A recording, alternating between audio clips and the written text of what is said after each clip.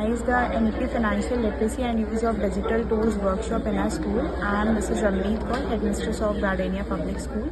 The workshop is very much interactive for the staff members. They all have enjoyed and we all have learned many things, that how do we invest our money so that it will be worthful for us after our retirement and when we get old. So I really want to thank Mrs. Ruchi Kulhar, resource person, and all the team members that has been here for the interactive session of today. Thank you, sir. Good evening, everyone.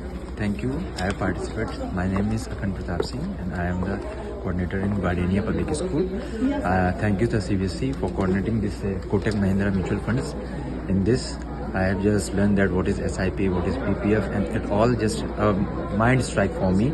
It is just a brilliant and extraordinary funds related things what I have get from here, and thanks to Mrs. Ruchi Kullar and their teams for this appreciation. Thank you, sir. Good evening, my name is Anukriti Goyal. I am happy to participate in the NEP Financial Literacy Program organized by CBSE board. It was very informative, and it has also told me the difference between investment and smart investments. I have come to know about a lot of investment plans in the program where I can invest and also smartly invest. Thank you.